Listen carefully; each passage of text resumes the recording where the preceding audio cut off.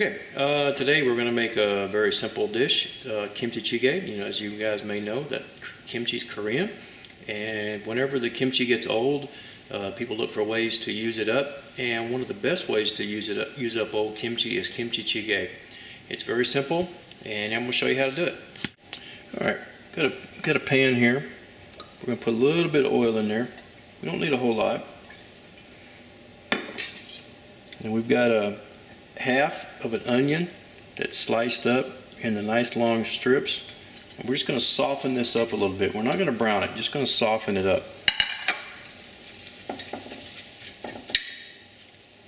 Okay, our onion's been cooking for about a minute. Now what I've got here is I've got 8 ounces of pork. You can use whatever cut of pork you want. A fatty cut works pretty good, that you can use from Boston Bud or whatever. I happen to be using pork belly. Basically, I took some samgyeopsal and I sliced it up, nice big pieces. That way, whenever you're eating it, you do know you're eating a piece of pork. Anyway, we're going to cook this for just a little bit to start getting the fat to come out of it. All right, now we've got our pork cooked to the point to where it just doesn't look raw anymore, and our onions are softened up a little bit. We're going to take and we're going to put in here about 3 green onions that have been diced up. I've got half a tablespoon of minced garlic and half a tablespoon of the Korean red pepper flakes, or gochugaru. We're going to put that in there. We're going to give this a mix.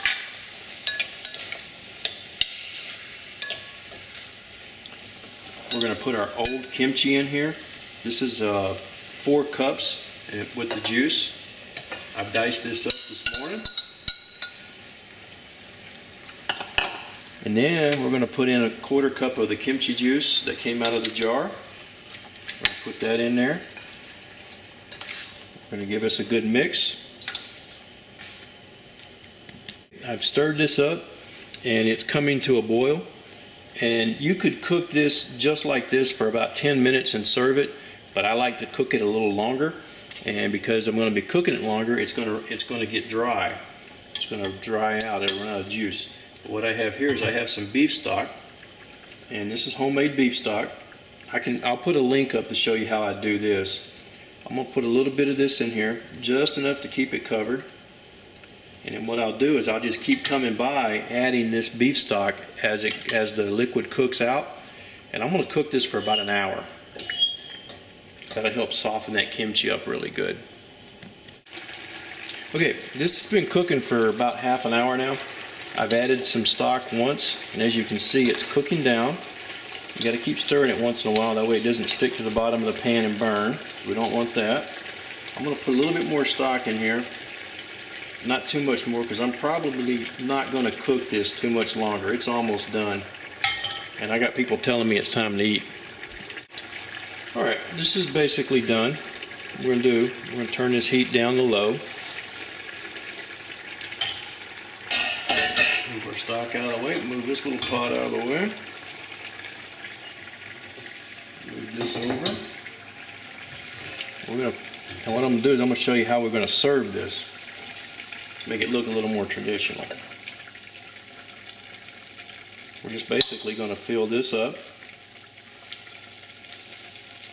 And then we're going to bring this to a rapid boil, because you want it to be boiling and bubbling, and that way that's what everybody likes to see.